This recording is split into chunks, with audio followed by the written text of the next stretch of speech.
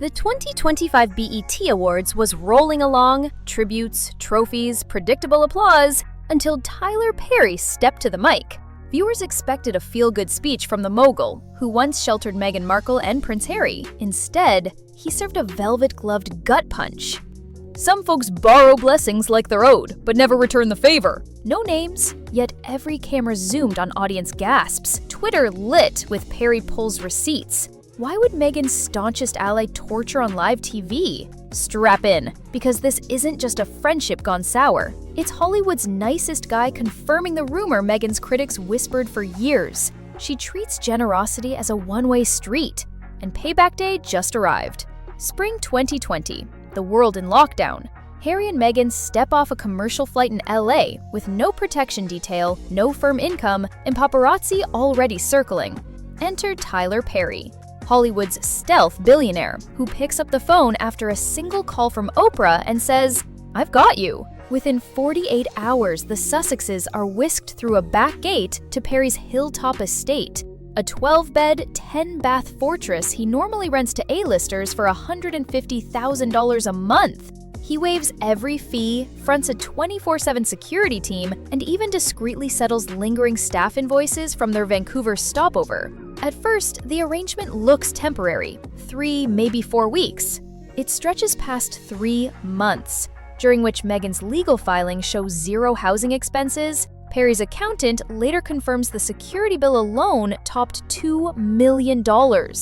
Friends say Tyler brushed it off. Blessings come back around. But as Netflix and Spotify deals worth over $150 million drop, no repayment, no public thank you. Not even a handwritten note appears. By the time the couple moved to Montecito, the ledger reads one entry: Tyler, Meghan and Harry, everything. And that imbalance is the quiet fuse that finally blew on BET night. Tyler stepped to the podium in understated black. No entourage, no teleprompter, just a folded index card. He opened with expected gratitude, then paused, scanned the crowd, and dropped his parable. "I once opened my doors, my wallet, and my heart to folks who said they'd lost theirs. Some people borrow blessings like they're owed, then vanish when the bill comes due. I'm done sending invoices to ghosts." Silence, then a collective whoa. You could see smartphones tilt up as if choreographed. BET's audio tech later told Rolling Stone the room's decibel meter flatlined. The same hush recorded when Kobe's death was announced in 2020. Producers cut the house lights a shade dimmer. Classic live TV tactic to mask shock. But backstage reporters noticed presenters huddling around monitors, replaying the feed with wide eyes. Within 20 minutes, the quote led TMZ's homepage, and CNN's pop culture desk fired a Royal IOU push notification. PR reps for half a dozen performers scrambled statements clarifying they stand with Tyler. Even the Christian-leaning blogosphere weighed in, noting Perry's wording echoed Luke 6:34 on lending without expectation. Only here, the subtext was, expectation finally met its limit. By the time the next award was announced, millions watching at home understood. Hollywood's kindest titan had just served eviction papers on the Duchess of Gratitude. The friendship's breaking point wasn't $1 million mansion or security invoices. It was one text about a jet. In early 2024, Meghan messaged Perry's assistant. Could she and Harry quickly borrow his Gulfstream G650 to dash from Montecito to New York for a keynote shoot? She framed it as a simple favor between friends, adding that commercial travel was unsafe for the children. The request bypassed Perry's scheduler, ignored crew hour regulations, and came with no offer to cover the $25,000 fuel bill or crew overtime. Perry politely declined. His jet was already chartered for a hurricane relief run to the Bahamas. Meghan's reported response: a 3-minute voice note accusing him of forgetting who had his back, and hinting that media might spin the refusal as abandonment. Staffers who overheard described Perry's face going stone. That moment, he later confided, crystallized a pattern. Gifts were never favors, they were obligations. Word spread fast inside his studio compound. A longtime producer warned, "You're not a friend, Ty. You're an unlimited credit card." The jet incident became shorthand on lot. Pulling a Meghan meant asking for big resources with zero plan to repay. From then on, every call, every email from the Sussex camp felt transactional, and Perry's goodwill account, once overflowing, hit overdraft. Perry tried for years to stay silent, ignoring Meghan's mansion photos in branding decks and her name drops in interviews. But the Gulfstream request convinced him the friendship was all debit, no credit. He drafted 2 BET acceptance speeches, a safe thank you, and a blunt parable about people who borrow blessings then vanish. Seeking guidance, he asked Oprah. She said, "Speak the truth, not revenge." A pastor urged, "Choose the words that heal, even if they hurt." On show night, he used the parable, omitting names, yet leaving zero doubt. Hollywood's quiet philanthropist had become its most credible whistleblower, proving generosity isn't weakness. Silence in the face of exploitation is. The industry heard the message. Boundaries are back in style, and Meghan Markle just crossed one too many. By sunrise after the BET telecast, Perry's words were echoing in studio boardrooms. An executive at Imagine Entertainment reportedly opened a 7 a.m. Zoom with the line, "Tyler just nuked the Markle brand. Do we have exposure?" Within hours, a streaming producer who'd spent 6 months developing a Sussex documentary quietly emailed Netflix legal, "Please release us from this attachment."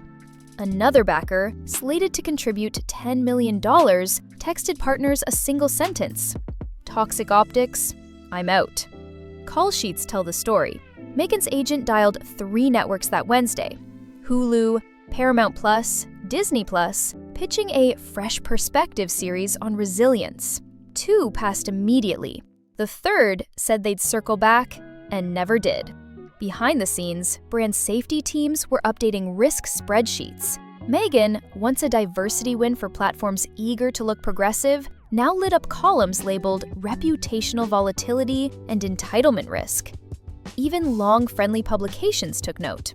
Variety ran with "Industry reassesses Sussex viability," citing a casting director who quipped, "If Perry's done, the goodwill tank is empty."